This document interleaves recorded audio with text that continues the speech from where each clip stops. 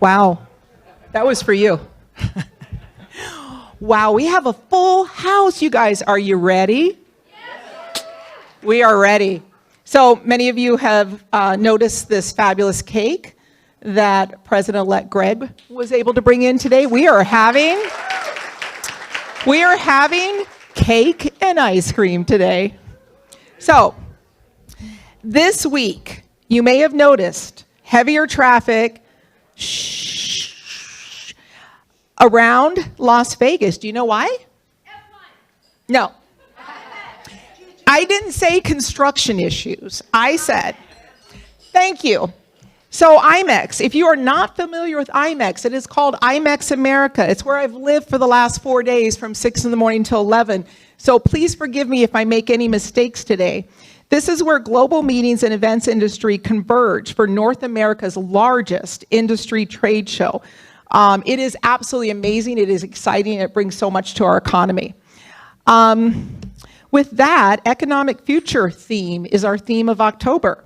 Our club plays a vital role in the economic development of Las Vegas through strategic community investments focused on education, youth programs, and community grants. In honor to continue this legacy of service and to lead an organization dedicated to making a meaningful and lasting impact on our community that we love so much. My name is Janice Lenke, and I am proud to serve as your 103rd president of the Las Vegas Rotary Club. Thank you. I'm going to invite Linda Peterson to do our invocation.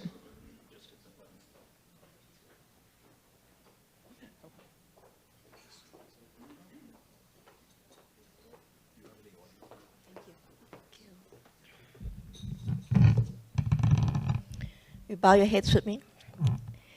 Gracious Creator, we gather today in fellowship and purpose, grateful for the opportunity to serve our community and the world beyond.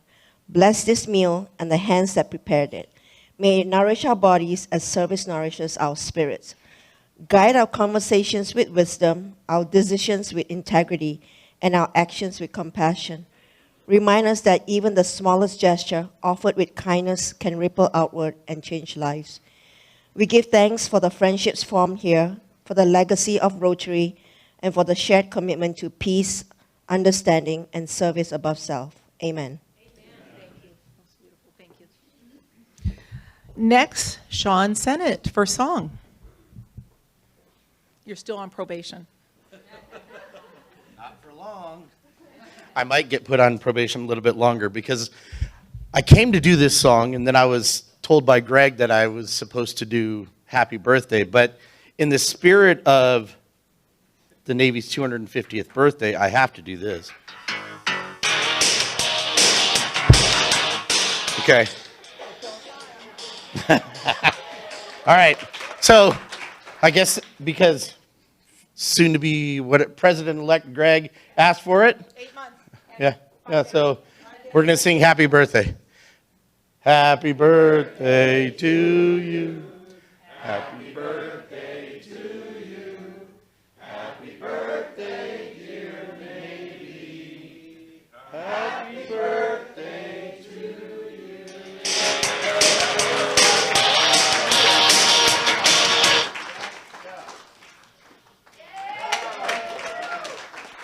Wonderful. And then Nikki Judium, if you could lead us in the pledge, and you are a Sergeant of Arms. I pledge allegiance to the flag of the United States of America and to the republic for which it stands, one nation, under God, indivisible, with liberty and justice for all. Please be seated. I'd like to do some thank yous. Set up, we had Lynn Ng and Jack Romano, who also acted as our greeter. Andrew, I had you down for greeting. I've seen you around, so thank you. Shh. Ticket sales, Leah Heavenly. Why do I always pronounce your name wrong? It was Leah and Bob. Photographer, Tina Bishop. Scribe, Elliot Harris. AV team, Elliot Harris and Stu Lipoff. Tear down, I have Don Holland and Elliot Harris. So thank you, everyone. We do not have any international guests today. Do we have visiting do we? We have an international guest? Oh, Murray. Yes, take that microphone over to Murray. There he is. Right here. Welcome back, sir. Well, I'm just going to say this. I really want to thank everybody that came up to Calgary for the RI convention. Hey, you helped make our convention.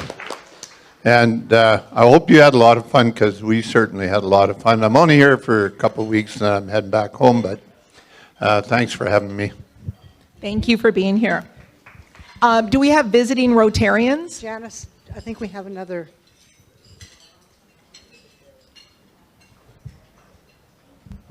Hey, my name's Dan Coiler. I'm from the Rotary Club of Newburgh, Oregon. Today is also my birthday.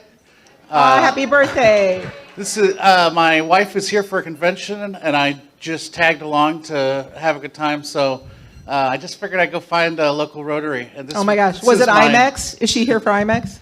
I don't think G2E? so. No, She's it's here busy. for an accounting in the city. conference. Cool. But this is also my first Rotary club outside of Newburgh that I've been to. Oh, well, welcome. You chose the best. We would like to give you our flag from the Las Vegas Rotary Club. Welcome and happy birthday. Do we have other visiting Rotarians? Okay. Do we have guests or Rotarians?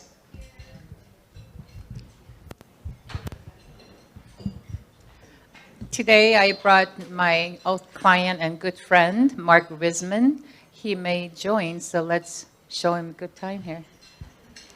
You want to say hey? Welcome. Well, the last time I was at a Rotary Club, I was with my great-grandfather. I was under 5 years old, and there were no women in the room. Oh, sit down. Sit down. Welcome. No, welcome. We're glad you could come. Thanks for being here. Do we have other guests or Rotarians? Over to Jim.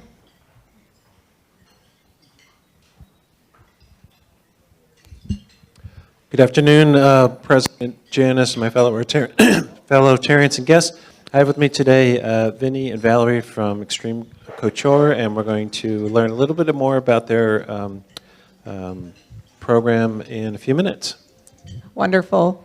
Am I missing any other guests or Rotarians? Okay. Do we have guests of our club today?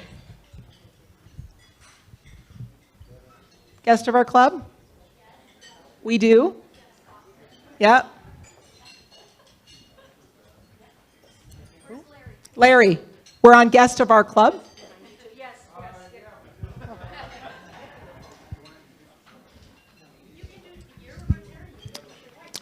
Okay, we got to. I am a Rotarian. I get to introduce my wife, the beautiful Lisa. Would you like to stand? Just to Lisa, say so hi? Yeah, nice thank to you. welcome you. So glad you could be here. Sorry. We have Stockton Ballantyne here, who's in process now, but wanted to come to enjoy it as he has before, and it's good to have him back. Welcome back. Thank you. Okay. Any other guest of our club? Okay. Wonderful. We would like to go to our education table, please. Let's do some introductions and some updates.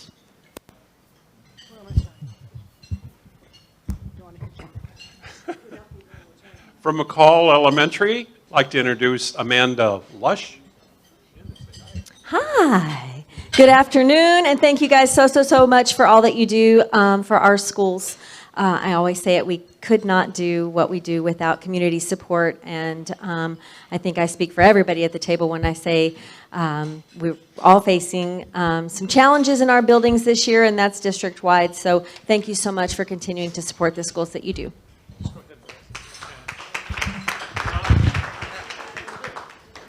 Okay, you guys, I've got a really serious drag queen voice going on from this amazing bronchitis that comes with stress in your building. As Amanda did say, we do appreciate you guys so much for everything that you do to bring to the schools to help our students with literacy. I know this lovely lady is not going to mention it, but the amount of stars that she has gotten this year for the amount of efforts that she has pulled into her building along with what you guys have brought, the same thing has happened to us. We have also gained in stars, which is fantastic, and also 100% you guys participating and helping with everything that happens in our schools. So thank you all so, so, so very much. Love you all. Mwah. Thank you. Hello, Debbie from Laura Deering Elementary, and of course, these ladies with their wonderful stars. I'm excited for Deering this year because we're going to be in your spot next year. We're going to build those stars up, and again, it's all because of all of the help, all of the services that you provide, all of your donations, all of your time. We could not do it at Deering without you, so thank you again. Thank you. Oh, and I brought my wonderful strategist with me, Miss Rogers, as well. Welcome. Okay, we're going to go, I'm just going to do some introductions next at the head table. Of course, I have a seat for myself. I always have to double check. We have Renee joining us. We have President-elect Greg, tick-tock, tick-tock. We have our speaker, Dory Corin. Welcome. We're so sad that Sydney couldn't make it, but we know she's tied up. We have Tarby Bryant sitting with us. And I think Susan, where are you? Okay, we have a fine coming. We have an empty seat. Since there's 6 people there, I don't know, maybe $60 is fair for your fine. Thank you. Okay. So, next. I need the following individuals. Is Eris here? Did Eris come? Oh, that fine is getting stacked up, isn't it? Okay. Where's Howie Hopkins? Can you stand up? And can past President Steve Casey stand up? I know, I couldn't remember your name either, but can you stand up? Where is he?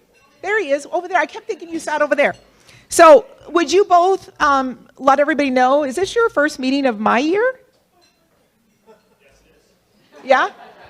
Okay. How you feel about that? Oh, you're finally here because, yeah, you knew you were missing something with this great membership, right? So considering that it's the Navy 250 year birthday, I think it's fair to fine you each $250. Okay, thank you for your contribution. And then I would like to welcome back Rampur, Stephen Kwan, welcome back. Thank you for, I've got all these little lucky charms up here. Thank you for that. Tom Thomas, welcome back. And if I'm missing anybody that we haven't seen in a while, please forgive me, but it's so great to see you all back today. Shh, shh, shh, shh. I'm looking at your table. Okay, so next, in honor of the Navy 250th birthday, can anyone who has served in the Navy branch, has a family member, retired, any family members yourself, could you please stand and be recognized? We're going to start with the Navy.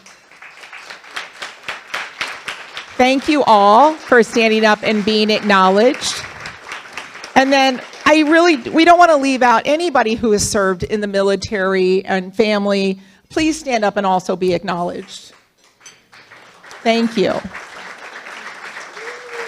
Thank you. So great to see so many people stand. Appreciate all of you. Okay, we're going to go to announcements. Let's take it over to that guy. I think his name was Howie, right? Yeah. Let's take it over to Howie to announce Santa Claus. Good afternoon, Rotary family. For those of you who don't know me, my name is Howie Hopkinson. I am the mall coordinator at the Grand Canyon Mall for one of our club's greatest events, Santa Claus. I'm pretty sure you guys have been hearing about this. So I want to give you a couple updates. First and foremost, we're on a deadline. We all know that the Ingleshead Foundation participates heavily in this program. At the end of the month is when we have to have all of our funding in for our matching grant. So if you plan to contribute, if you can share the word, get other contributions, fundraising, it would be perfect timing. We need to get that in before the end of the month. Thank you.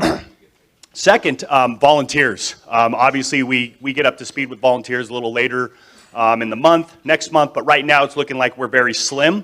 So please get involved, get your family involved, get your businesses involved, spread the word. We're running short on volunteers year to year. The Meadows Mall, most people, it's right in the middle of town, if you guys don't know that, tend to lack with volunteers and get a little behind. So if you guys are willing to shift up, travel a little further, get involved in the Meadows Mall, that'd be really helpful. So let's get aggressive in getting the right volunteers, not just anybody, the right volunteers that are going to help that experience be magnificent for the kids. Thank you.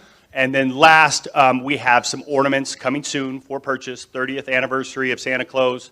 Make sure you get 1, 2, 3, 4. They're going to be great gifts. Soak it up. Thank you, guys. Howie, I don't know if you got the news. MGM has already committed a minimum of 20 again for Meadows Mall. And then I'm gonna reach out and ask for an updated list. So they're doing it again, they're spreading it. And then Fountain Blue is also gonna join. I'll get a count from them as well.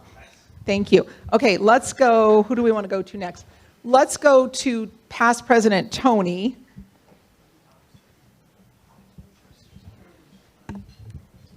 Good afternoon, fellow Rotarians and guests. First is a quick update on the highway cleanup we had last week. We had a great number of people. There were 14, and we had a number of new people, so it was catching on. We had great brunch over at Jerry and Kim Senis's home, and it was a great opportunity. And the count was, if you ask Nancy, at least 200 cigarette butts. So they were counting. So we do good things there. Green Our Planet, the giant student farmers market fall is next Thursday from about 6:45 until 9 o'clock. If you have not yet signed up in the Green Book, come see me because I have to turn in my count tomorrow. I will be sending out information on the details. You will be able to get out of there in time to be here at the meeting, so you won't miss a thing, but it's an awful lot of fun, so please join us. Thank you. Next, we're gonna pivot to, let's come over here to President-elect Greg. Oh, no. Yeah, go ahead. Too late. You gave me the mic, it's mine.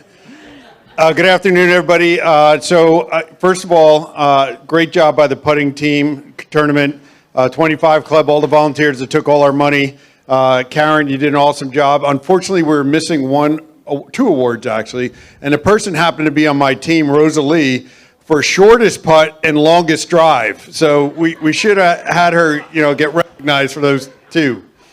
Tomorrow's the Navy's 250th birthday. We talked enough about it. Have a cup of grog, enjoy yourselves, toast to the Navy, read some history. It was awesome. And then what I'm here to talk about is the Wetzel Awards are canceled for today due to the government budget delays and shutdown. So we're trying to bring them in next week, but I don't think that's going to happen either. So just don't go out to Nellis today. Thank you.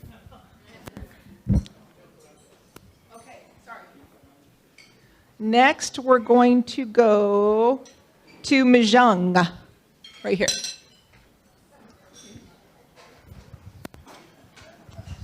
Hello, Rotarians. I am going to make two announcements. Antoinette couldn't make it today.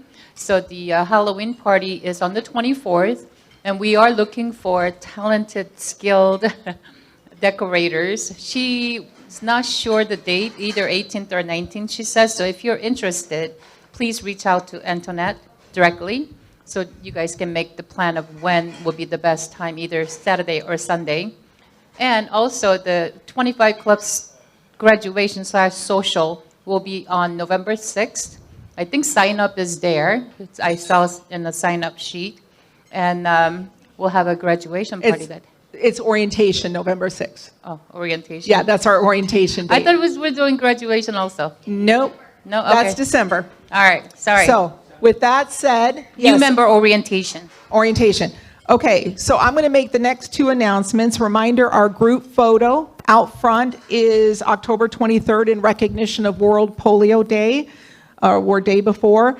There's one, thanks to Kathy for purchasing one of the spots in the wheel for advertisement. We have one remaining business card size available in the wheel. See Tina or Sean. And then Green Book, I cannot say it enough. What we realize is the Green Book has so much great stuff, it's not getting around because people are getting their phones out, their calendars, and recording everything. It's not fair to everybody else.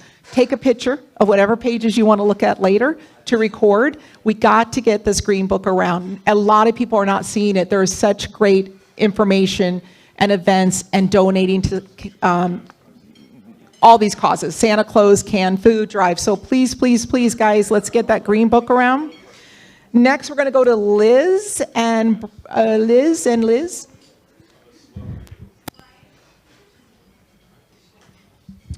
Hello. Another announcement about our Christmas party this year. Again, it's at the JW Marriott off of Rampart where it was last year, but it'll be in a different room. We'll have some new stuff.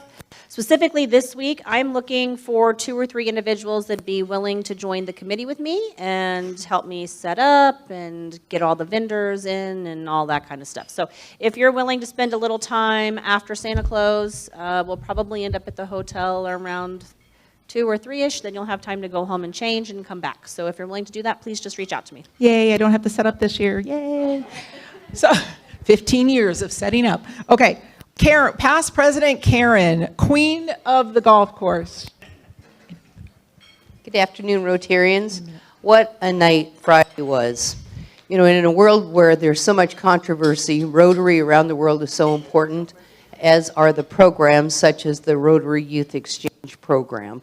This year, we thank you to all of you for supporting this program. Thank you to the sponsors, to the golfers, to the 25 Club, and all the other volunteers that came to help out for the event. It was fantastic. We had 85 people registered to go to the tournament, including one young lady who is applying as an outbound student. You know, this is what the program's about. Every year in our zone, we have 20-ish inbound students from all over the world, and then we have outbound students that also go around the world. They are our hope for peace, and one person at a time. So thank you from the bottom of my heart for such a great program and the support from this club. Thank you mostly to the sponsors. If it wasn't for them, we would not be as successful as what we are. And I'm happy to announce that this year was our all-time high. We made $5,006. Congratulations. To date, we've made $15,233 for the Rotary Youth Exchange Program. Amazing. Karen, really, hats off to you. You are amazing. And this, just seeing you in action every year and how much more you did to add excitement to the event, congratulations to you. And I think we have a special presentation. So past President Karen, if you could just stay right there. I have one thing I forgot to mention. President Janice put out there a challenge for the table sponsors. And I'm happy to announce that Liz and the friendship table, or volunteer friendships to India won the table. So thank you. Yeah, it was beautiful.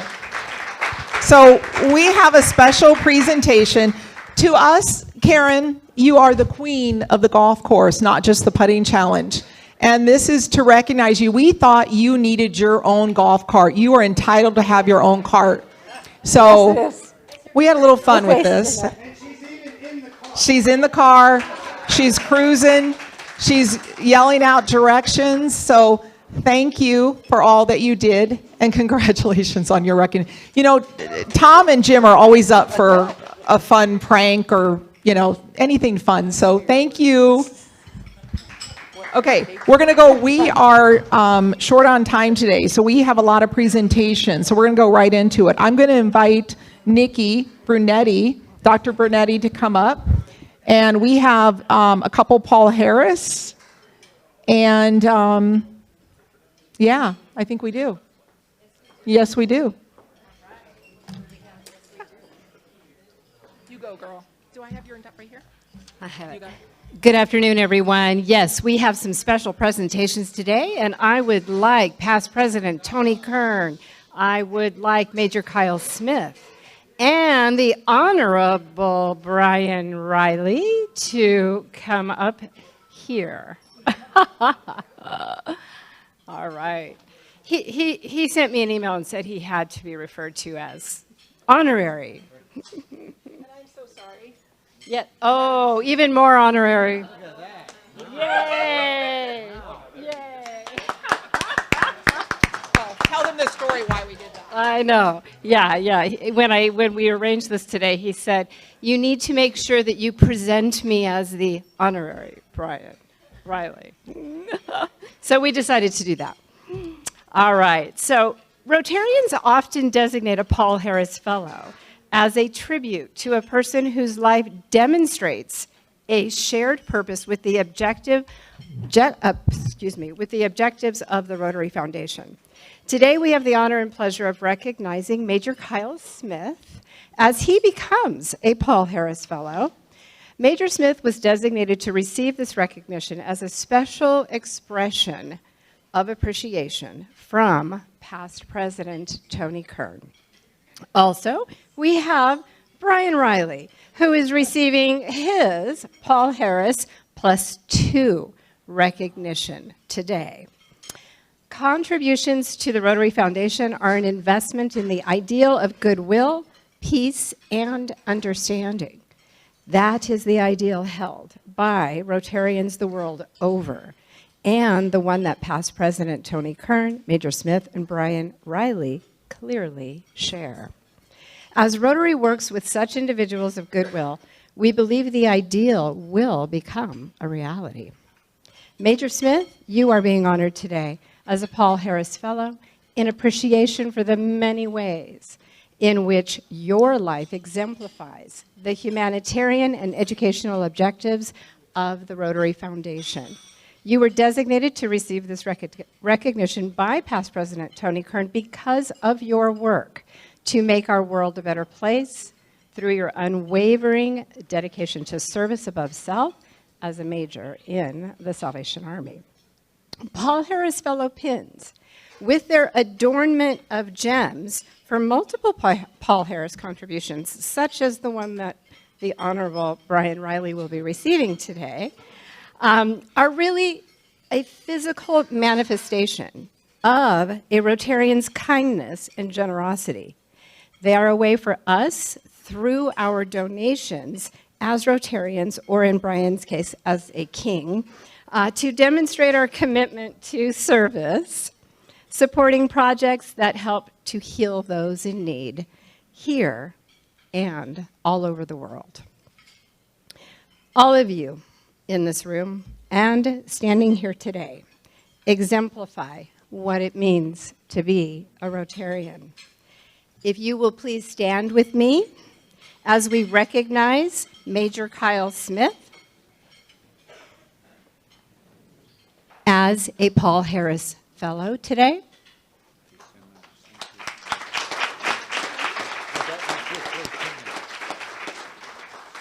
And the multi-gemmed Honorable King, Brian Riley.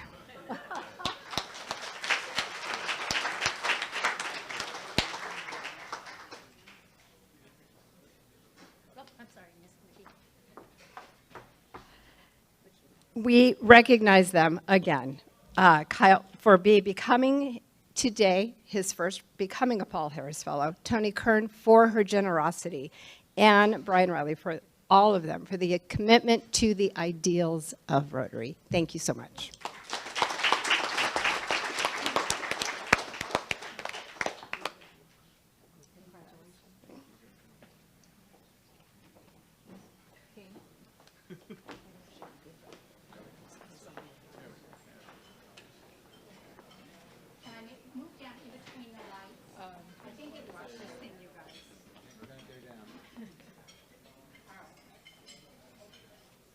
Thank you. Wonderful. Thank you all. Major Kyle. Would you like to go ahead and stay up here and Okay. All right. So Major Kyle is going to talk to us for a few minutes about the significance of the canned food drive. Thank you so much, President. I just want to say that we really appreciate all the effort Rotary does towards the canned food drive and the little competition with the Kiwanis. They always try to be good as Rotary. they do their part, so that's good. But I just wanted to say it really makes a difference. And, I just want to tell you a quick story. It's not necessarily about canned food, but I just want you to understand. A few years ago, we were helping thousands of people coming through. We're giving turkeys and food to them. And this one person in the line just said to me, I just want to say thank you, because I don't have to explain to my kids while we're eating a meatloaf made mainly of breadcrumbs. And, it just really caught me. We don't realize how blessed we are that we don't have to face such simple questions from our family. But when you give to the canned food drive and to other things, it really makes a difference. And I just want to say thank you. And please be generous. Please be generous for the sake of others. Thank you so much. God bless. And thank you, Tony, for this. Or this, yeah. Thank you.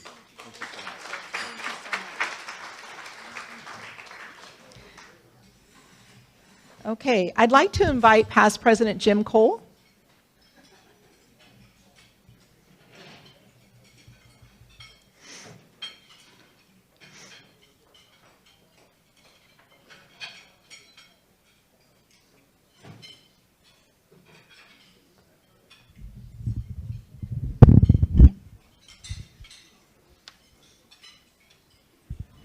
Well, good afternoon again, and I am very happy to announce on behalf of Howard & Howard Attorneys and the Las Vegas Rotary Foundation that we are making a donation today to the Extreme Couture Foundation in the amount of, sorry, I don't have my glasses. Yeah. Okay, $1,680. $1,680. So Vinny here is going to tell us just a little bit about the foundation. Thank you so much, Jim. Thank you, Las Vegas Rotary Club. We really appreciate it. Val's the chairman of the foundation, and I'm the chairman of the event that we do every year. Basically, this foundation was locally founded by Mr. Randy Couture, MMA legend himself, back in 2008. And basically, our mission each and every year is to try to raise as much money as possible for wounded soldiers and their families who are looking to get reacclimated into society. And we help them both, emotionally and financially. So we are honored to do this every single year, to put on as many events as possible, raise as much money as possible. And Mr. Randy Couture himself actually delivers X amount of checks each year, give away basically anywhere between $250,000 to $300,000 a year to these much deserved troops and their families to get them back on their feet. And once again, get them any help they need, any assistance possible. Like Randy himself always says, a lot of the wounds are not necessarily on the outside; they're mainly on the inside. And this is what we try to do each and every day, and that's our sole mission. But thank you guys so much for your support. We really, really appreciate it.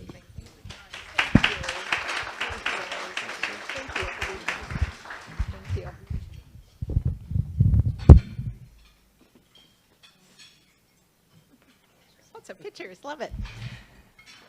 Okay, where am I? Brian Riley, you ready? I built 30 seconds in for you, is that good? Just kidding, maybe a little more. Hi, everybody. We are here today to talk about the upcoming Friendship Exchange in January. As most of you know, I went with the illustrious Mr. Rampur last year, and it was probably one of the most life-changing experiences that I've ever had. It was really, really incredible. And what we decided to do this year was Rampur decided to let Liz and I work together to try to create something that is a little bit more maybe user-friendly to the uninitiated, to the deep end of the pool of India, which some people might be a little bit frightened for the first time.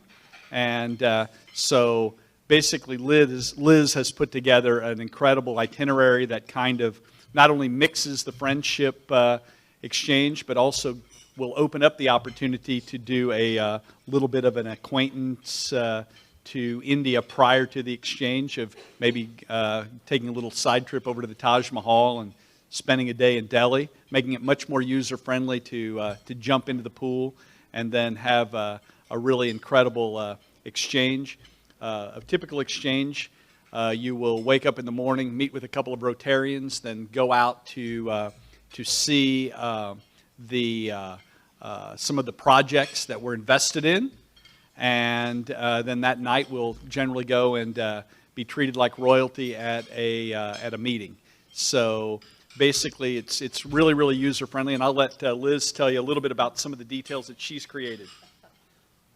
Okay, so the actual exchange is January 12th through the 24th. A group of us will be going early to do New Delhi and the Taj Mahal. Because it's a 2-day difference for traveling there, we'll probably leave around the 7th or the 8th. The trip itself is actually really affordable. You have to realize that most of your time is spent in Rotarian's home, most of your food is provided, your transportation is provided. So as long as you can get yourself to India, you're pretty much free for the rest of the trip, which is fantastic. There's also opportunities for people that want to stay longer and maybe do Mumbai and other things that I can assist you with that as well. The trip has very quickly filled up. Literally in about 2 hours, we now have 2 spots left. So we're going to need anybody who's interested in going, we need you to provide a half-page profile of yourself with a picture that'll help us place you with families once we get to that stage. And then after we have a commitment, I'll start contacting all of you to start making travel arrangements. Yeah, and the 2 things that we need, like I say, we need a profile photo and a short biography, and the profile photo will be everywhere that you go in India. So like I say, you're treated like a rock star in India. As many of you know that in a lot of countries outside of the U.S., Rotarians are pretty elite business people. So you will be treated very, very well. So the 15th is sort of the deadline for that. And then the last thing that we would like to open up is those of you who can't go, you'd really like to go, that may not be able to afford it, please mention that to me discreetly, and I will happily work on trying to make it affordable for you to go. And then the last thing is, if anybody has miles that they could contribute, maybe they can't go, but they would like to help a fellow Rotarian who might be able to afford the trip, if he or she could have some miles, that would be great. So please come to me and let me know about that as well.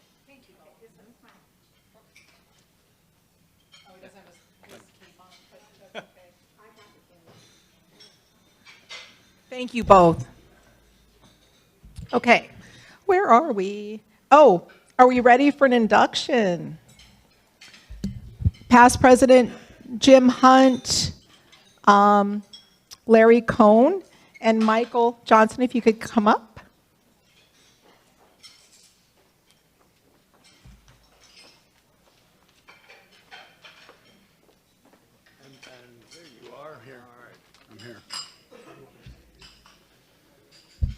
Hello. I'd like to introduce my good friend Michael, who once I joined the club, I knew it was the right place for him as well. Michael's a seasoned entrepreneur and business broker and an M&A specialist, helping small businesses and owners transact their businesses and grow their companies. Like many, he started in the Army jumping out of airplanes. He never was smart enough to convert to the Navy, so he does not get a happy birthday today. He's done a lot of writing on the strip for many of the biggest shows. He was a writer and author, and he's also the founder of Southwest Ecotech, which is a defense contracting consultancy firm. And we're really excited to have him in the club, and I think he'll be a great contributor to the community and to the club.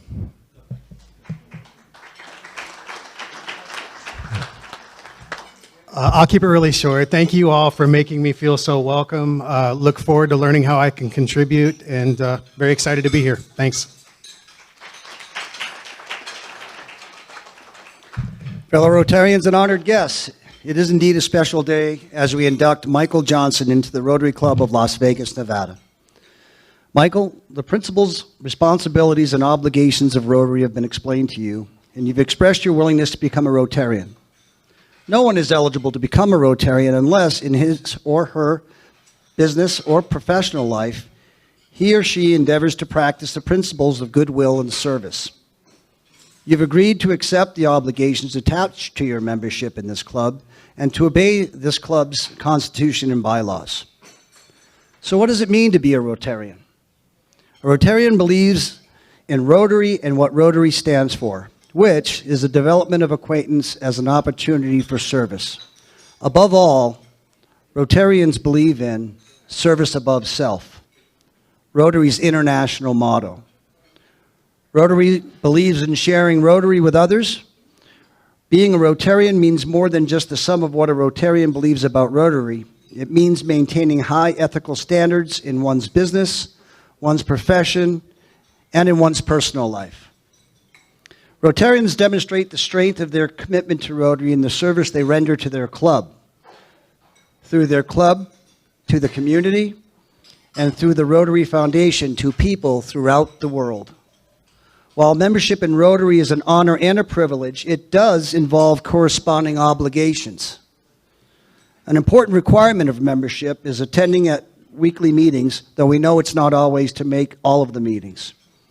One of the great privileges of Rotary is fellowship and the mutual confidence which it inspires. It is true that if you want to have friends, you must first show yourself to be friendly. As the old adage goes, no one is interested in what you have to say until you show that you are interested in what they have to say.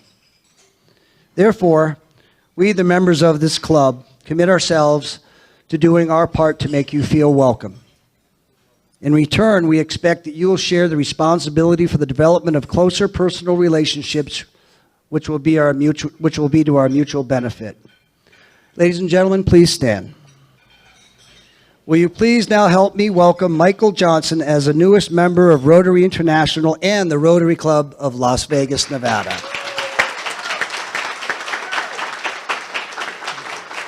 Pin? We'll ask his sponsor to pin him, and that'll make it official.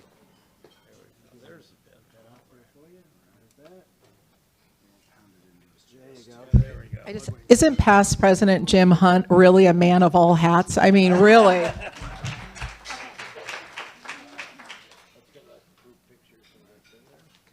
Congratulations. Thank you.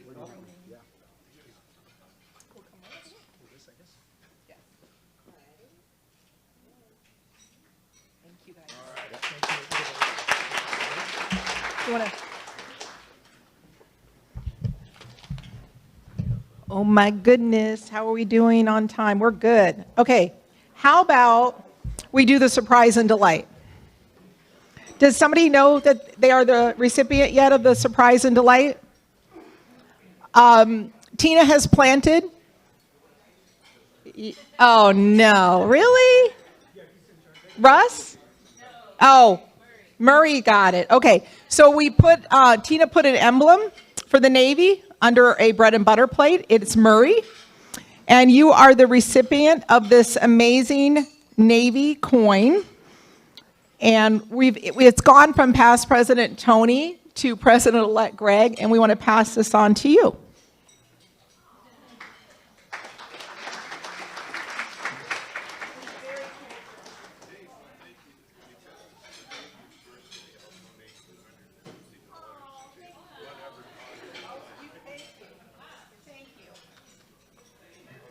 So Murray is donating $250 to our foundation, so Rita will get with you immediately following this. Thank you for that contribution. Okay, I want to mention in the wheel, congratulations to President-elect Greg McGuire. He's been spotted in the membership spotlight, and he's in his usual position. I think he was sitting down in that photo. Comfortable? No, did we do the rugby or were we did the... Huh? Oh, you took the one out that he was sitting down relaxing? Oh, we put the rugby shot. So congratulations. And then I'm going to do the raffle real quick. Okay, chance, I don't have my wheel. What's the pot right now? $1 million. What is it? Thank you. $975 plus whatever we took in today, I guess. Okay, the chance to draw the joker is 322-8201.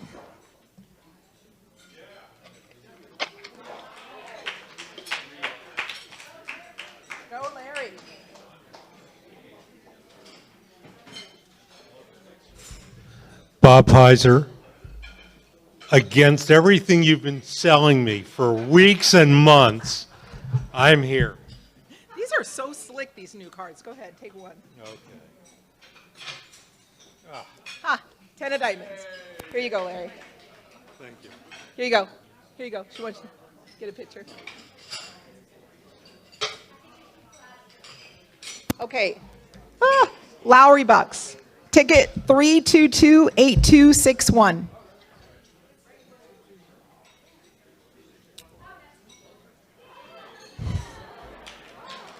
Take a picture. Congrats, girl. Okay, I've done the raffle, the spot. Okay, I'm going to go ahead and invite President-elect Greg McGuire to introduce our speaker.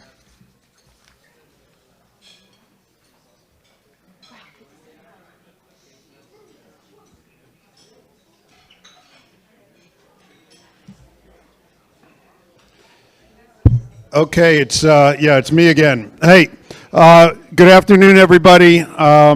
First of all, I don't know where that cake went, but I was supposed to take it to another event, so I might have to get engineer Tom Crove and I might have to glue it back together. So anyway, I hope you enjoy it. So I was on my way over here, and I was like, you know what better way to bring the assistant sheriff in here by if I could find a police escort. So I went ripping up and down the strip, speeding everywhere, but there's paying so much, the police were paying so much attention to Janice's attendees this week that I don't know what they were doing. But I couldn't even get the police to follow me over here. So we'll work on that for next time. I have the honor here today to introduce Assistant Sheriff Dory Corin. We saw him last at the SOAR Awards. He's here today. You can read his bio there. 1,200 people in the department, a $321 million, 1,200 employees in a 6,000 person, multi-billion-dollar organization. It's absolutely impressive what our police force does here in Las Vegas. They really work together closely with the sheriff's department, all the different community police departments, and it's just amazing to see what happens. And I don't think we saw a lot of things happening during COVID when riots were going on in different cities. You didn't see any of that here, right? And that's because our police force was out in force, and we can thank them every day. And I hope you do thank them. Every time I pull up next to a police officer, you give them a thumbs up, tell them thanks for what you're doing. That's really, really important. So with that, I'll introduce the Assistant Sheriff. The most important thing of everything in his bio, that he's also a graduate of the Naval Postgraduate School. So Dory, the floor is yours.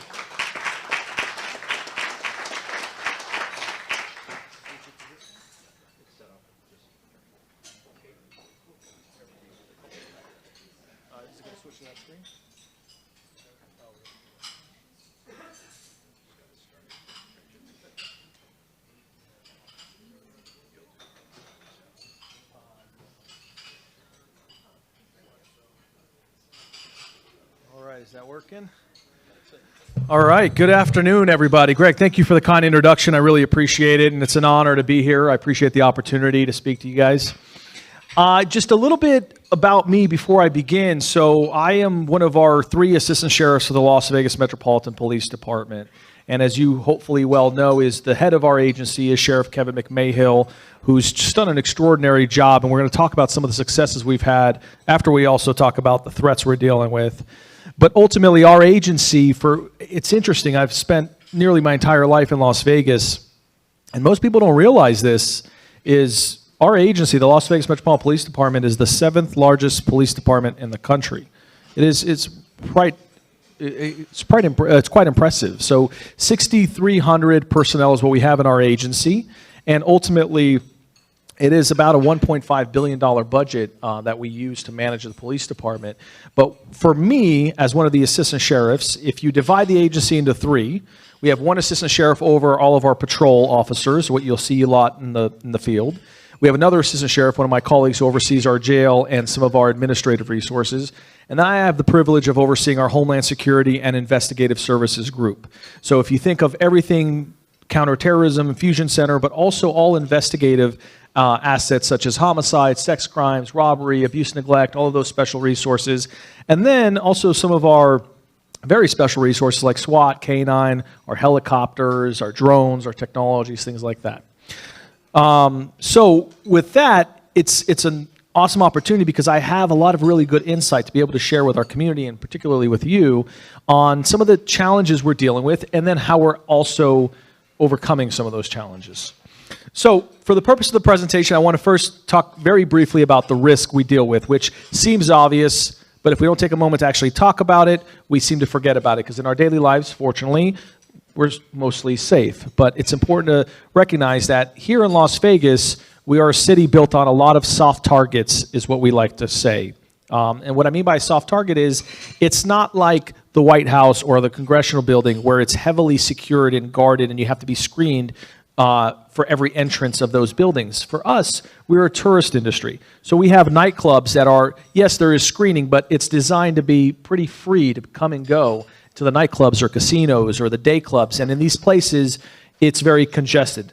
Thousands and thousands of people obviously visit. This is a shot of the Electric Daisy Carnival, which is a remarkable event that happens kind of just on the outskirts of our town here, but over 180,000 young people coming together to celebrate, and it's just amazing to see how large of a population we get into these areas. Everything from our large fights, from UFC fights to boxing matches to other sporting events, as obviously we had the Golden Knights when they won. We have a parade that we have to do on the Strip, or the Aces when they won, we have a parade to do on the Strip. And of course, we just had our first Super Bowl. I'm willing to bet that we'll probably have another one because it was such a successful event.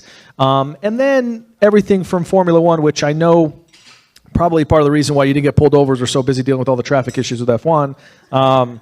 But jokes aside, is the Formula One race is just an extraordinary event for our community, particularly when it comes to public safety. To be able to secure an area like the Las Vegas Strip and to secure it and then close it, or excuse me, open it back up for the public and then do that day after day after day is a very complicated challenge. So unbelievable. And then you get into some of the high-tech venues. The Sphere, if you haven't been to, is just extraordinary, one of a kind in the world, but it's a venue that again brings in a lot of tourism and a lot of people, and from a counterterrorism and a law enforcement perspective, these are things we evaluate as things we need to make sure we protect.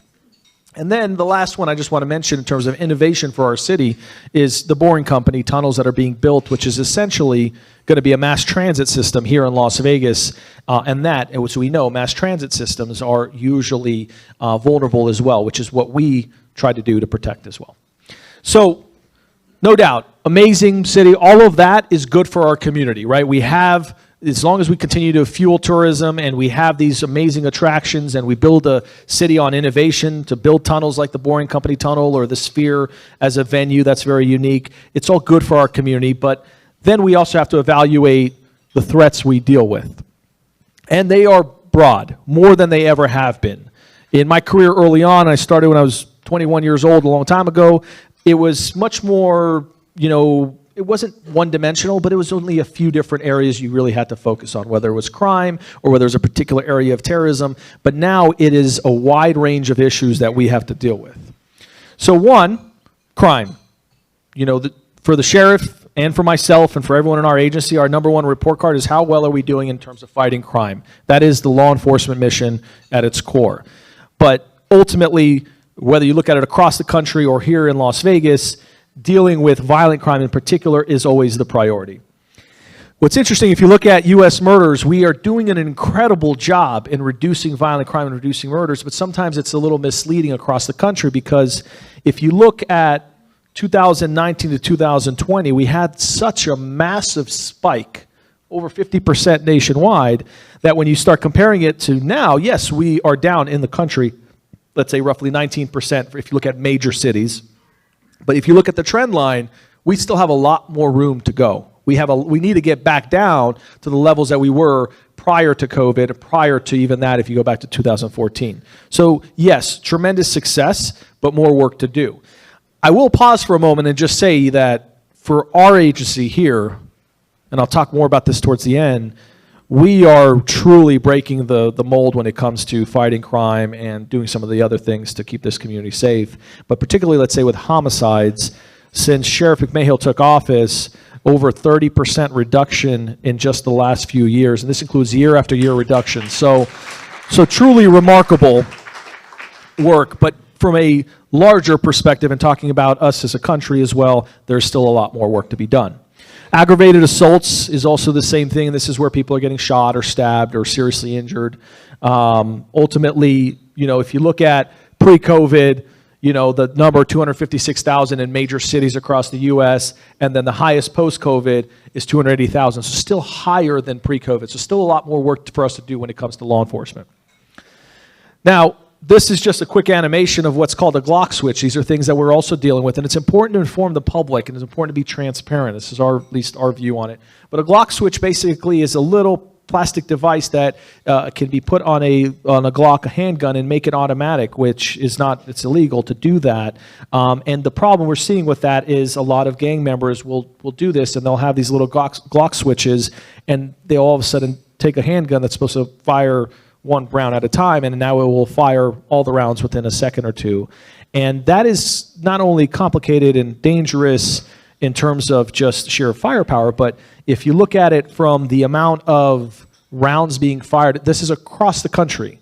We started seeing statistics where per shooting, the number of rounds fired and then the number of people hit started growing. Part of that is because of these illegal modifications that people are doing to basically change a firearm, because something like a Glock, if you just press the trigger and you shoot off 17 or 20 rounds, or if you get the extended magazine, you shoot off 50 rounds, and that's what you'll see on some of these headlines in some cities where 8 people shot, 15 people shot, and you're wondering how could that be? Well, some of that is because of these modifications that are happening within the gang subculture.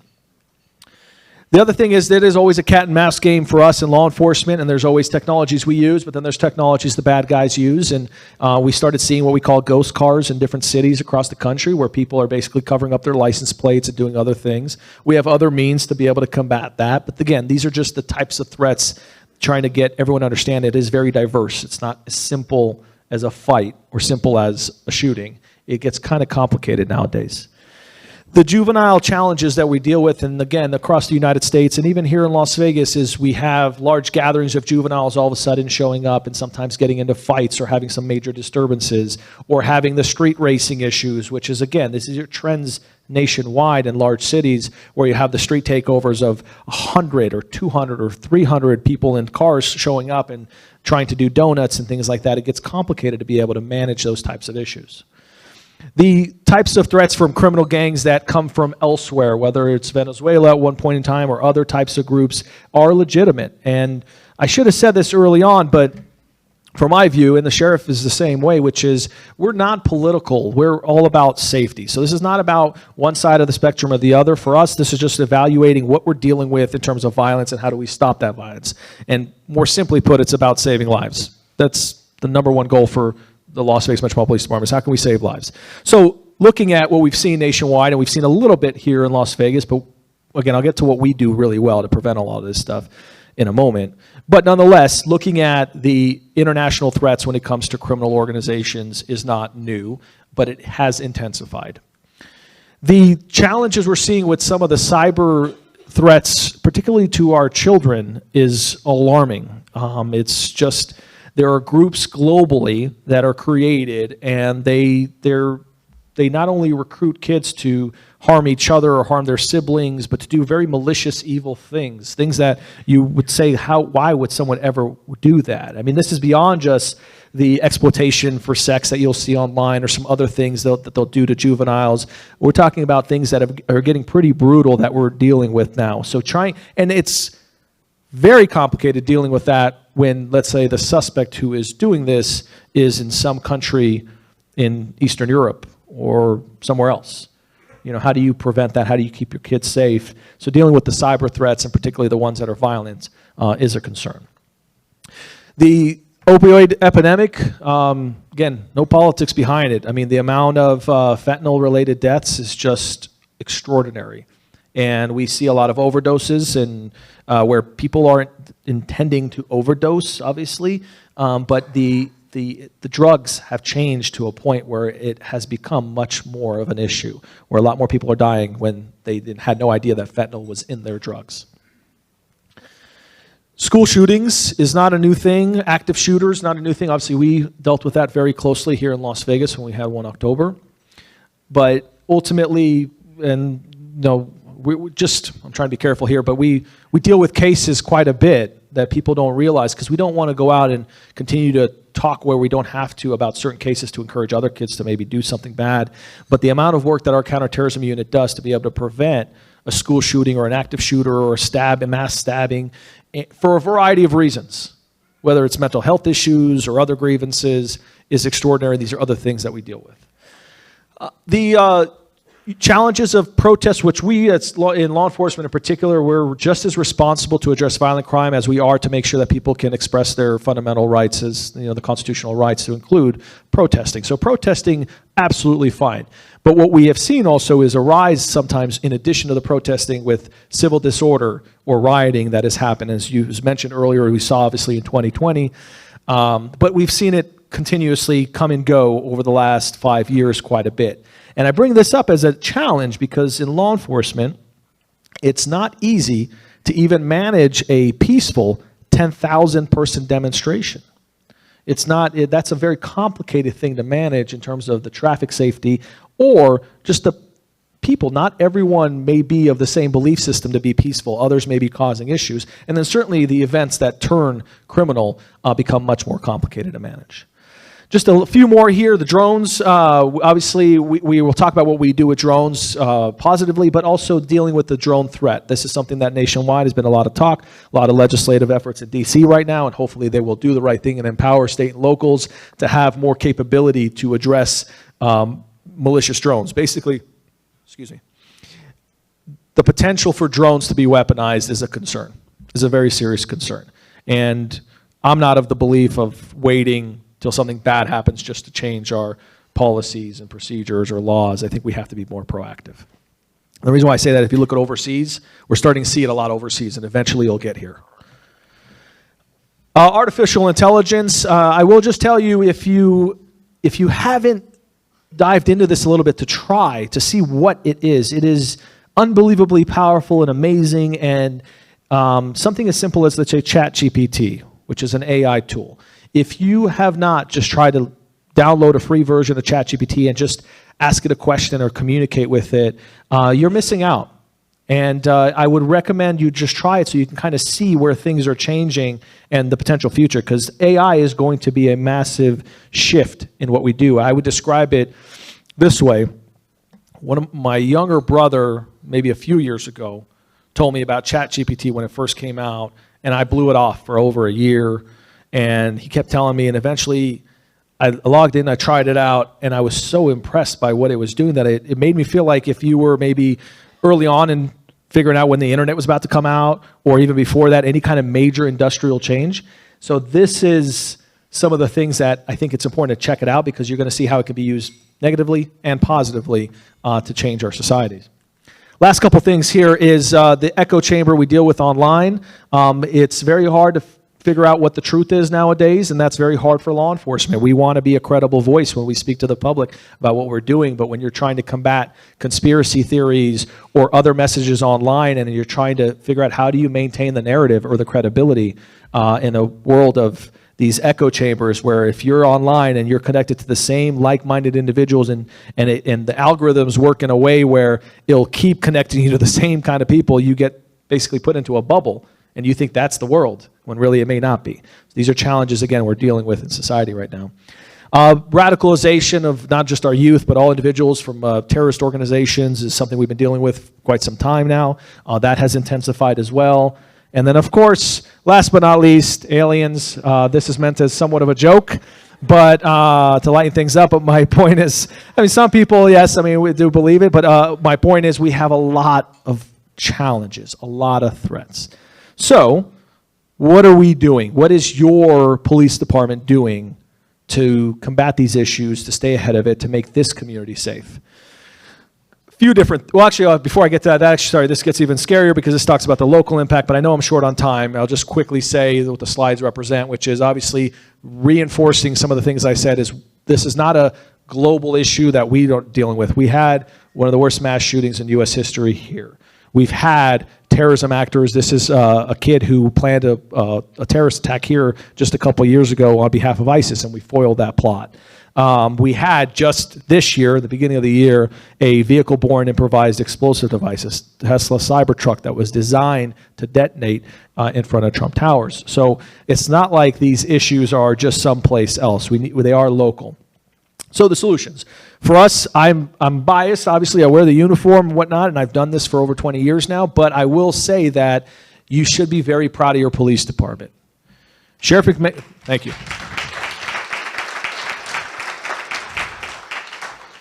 You know, Sheriff McMahill, who's a friend, but also a colleague and someone I've worked for, and obviously now I work for as he's the sheriff, when he first took office as the sheriff, before that he was the undersheriff, when he first took office, one of his goals in general was he wanted to make people proud of the police department and how we reduce crime, how we treat people. He always talks about injecting humanity into everything we do.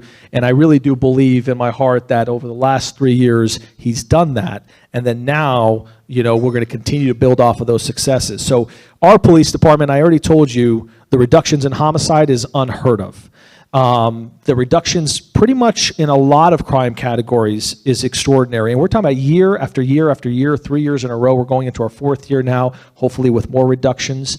There's some areas we need to work on. Obviously, we're still trying to deal with the traffic safety issue and people dying on our roadways, which is a significant problem.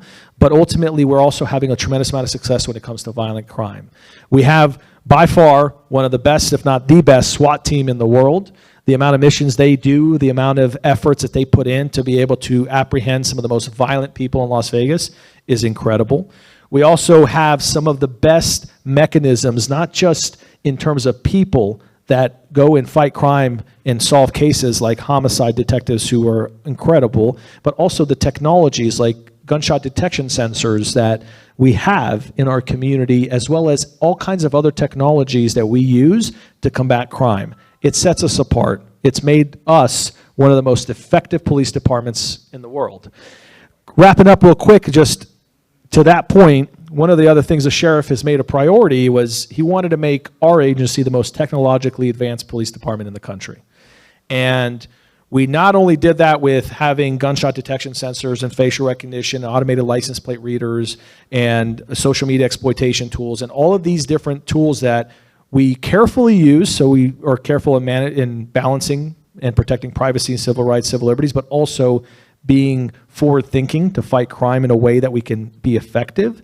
But we've expanded now to drone technologies as well, and you should be very proud. We're going to have the most advanced drone program in the world. Our best competition right now is NYPD, which is the largest agency in the country, or the world actually, but ours is going to surpass them. We are at the point now where we will be flying drones remotely, autonomously in the coming months. We already are flying them, but these now will be drones on top of police stations and fire stations that can fly up remotely to a call for service. Why that matters is because if the police, via drone or anything else, can respond faster when someone calls for help, they can provide aid faster, they can catch the suspect faster, they can hold people accountable faster so they don't commit more crimes. We can also save taxpayer dollars in terms of the amount of resources it takes to respond to a call for service, but also we can increase police presence to deter crime. And that's what we're finding out, is we're being very effective right now in keeping this community safe with these types of technologies. So with that, just wrap up, I will say that it's not just a police role. Today's day and age, in 2025, it's about co-producing public safety. You cannot depend just on the government or just on police department to keep you safe or keep the community safe. You have to work together to do that. The see something, say something message is an old message, but terrorism is a real threat. It has not gone away. It will only get more dangerous in the coming years, in my view. So it's dependent on all of us to basically maintain this. If you see something suspicious and you report it, we have to do that. And then the last part is, sorry, just to wrap up, the last thing is, I'll take questions, but I'll just say that the last part is we now are in the process of developing these public-private partnerships, whether it's the casinos or private donors or other organizations like yours, to be able to combat crime together rather than us doing it alone. But with that, thank you so much. Sure. Sure, am I waiting on a microphone, or? There we go. Okay. Thank you very much for your presentation. You prompted me on an idea or a topic. and that is, we see in the news many jurisdictions are backed up for rape kits processing. I would like to know where we stand as far as that goes, and also the use of genetics. So both really excellent questions. I will tell you, I don't have the data in front of me on where we are, but I will tell you we don't have the backup that most agencies have. What he's referring to, and this is sad and really tragic in a lot of jurisdictions, in order to process a rape kit, which is the data collected off of a person to be able to identify the potential suspect, is these kits get backed up because a lab has to process them, and it takes time and money to do that. For us, we were able to use a variety of grant funds and also change our mechanisms of how we do it to stay ahead of that. I don't have the data. I just know that we're way ahead, and we don't have the same issue that most cities have. But it's an ongoing issue that we deal with.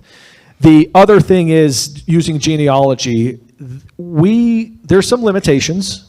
But we are using genealogy it's very expensive. So we do it in partnership with donors usually on cold case homicides or some other types of like maybe missing persons that have been missing for a long time, where we can fund genealogy lab work to be able to identify potential suspects. And it's worked amazingly well.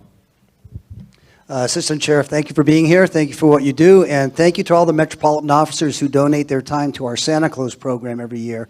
We have many of your officers that come out on their own time and just to be there for our event. We really appreciate that. Thank you. We know that a lot of the patrolling comes down to funding and budgets and things like that. I'm just wondering, what do we have to do to get more funding or to be able to see a patrol car come through our neighborhoods once in a while, just so that that presence is there as a deterrent?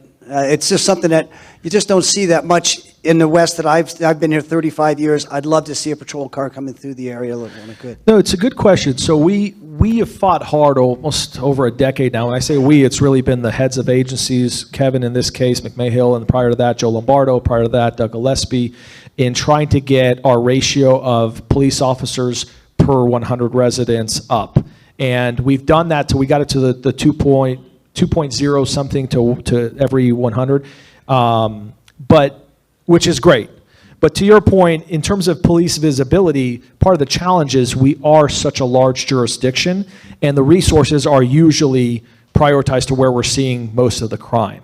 So where you'll see a lot of police visibility is usually in areas where there is unfortunately a lot of violent crime, and the priorities are still based on violence versus property crimes. But here's what I will tell you, some really good news is, when the sheriff took office 3 years ago almost, even 911 calls were taking up to 2 minutes, which when you're calling 911 and you're desperate and you need help, it's a long time. And we've got it under to like 2 seconds right now to be able to pick up the phone.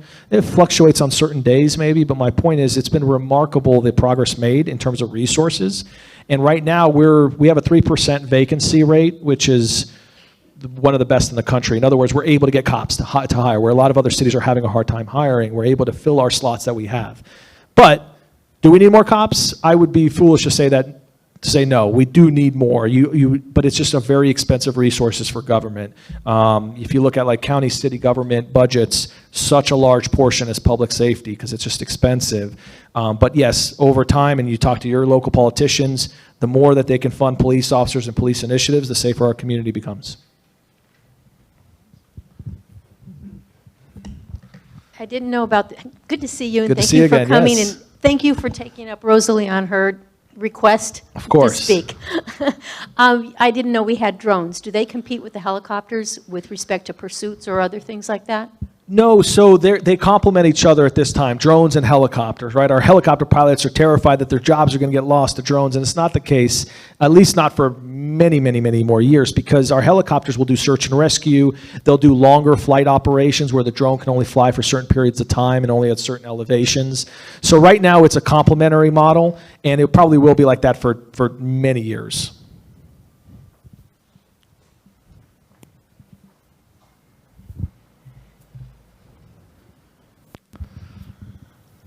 Thank you for coming today. Back in the 80s, I was involved in a program called Leadership Las Vegas. And part of that program, we had ride-alongs with an officer at patrol at night. Do you still do anything like that? Yes, yeah, we still do ride-alongs, and we still participate in Leadership Las Vegas. I know one of our deputy chiefs was recently in the program. I would imagine we still do the ride-alongs they request, but ultimately, yes, ride-alongs are open. You can apply at any of the area commands. You have to go through a quick little background check, but yes, we encourage. One thing that we do at our agency is we're ultra transparent. That's how I think we get past any kind of reservations people have about maybe the use of technology or any kind of controversy that comes out of policing, because it's not an easy job. You have a lot of young police officers that carry guns and badges, and they have the ability to have a lot of power, and problems do happen. We do the best we can to have the best police department possible, but in order to overcome those issues, we're transparent. Let people come, let people ride in a car and see what it's like to be a cop, and they maybe understand a little bit better why sometimes in a split-second decision, things can get complicated. Time for one more question. One more. So I have a 16-year-old at home, and he's heavily influenced by social media. And one of the things that we're starting to have to deal with parenting-wise is him wanting to attend these major parties that are posted on social media accounts where you have 200 and 300 kids showing up in somebody's house. One of them, they actually broke into the home when the people were on vacation. There's reports of underage drinking, underage drugs, there's gun violence, there's physical violence, there's property damage. So is there anybody that is seeing that these parties are happening and trying to shut them down before they do? Yes, so it is a priority for us, any of these, and that's talking about some of these juvenile gatherings. Sometimes it'll be as simple as a flyer that says gather at Circus Circus, or they'll send the message out last minute so to try to defeat our ability to be there before they are, and all of a sudden you have an influx of hundreds of kids showing up, and then sometimes shootings can even happen from different gang members that show up. But it also happens at the house parties, so we have a unit that focuses on trying to detect that information as soon as possible. We can only react to it once we know about it, once we have the intelligence to know about it. So as soon as we know that's going to be a large gathering or some kind of party, we will do everything we possibly can to actually prevent it, shut it down in advance if we can. And then unfortunately, if something does happen and we get a 911 call, then we respond right away and we break up the party. With that, I just thank you so much for your time. I appreciate it. We have a couple things for you. First, that was so insightful, and thank you for all that you do. We have made a donation to the Just One project to help combat hunger in our community in your name. Oh, thank you. And then, I don't know if you have this already, you may, the 100-year centennial. Well, here you go. Thank you. And thank you so much. Thank you. Appreciate you. Oh, yes. Okay, I asked the staff to come back in. I thank you for letting us bring in a sheet cake. There was no saying no to Greg, I know. But thank you for serving our cake and serving ice cream. So thanks to the chef and everyone, guys. Thank you. And with that, sorry I didn't have time for fellowship today. So to adjourn the meeting, by committing to long-term initiatives, especially in education and initiatives for our youth, we're not just addressing today's challenges, we're helping build a more prosperous future for our city. With that, meeting adjourned.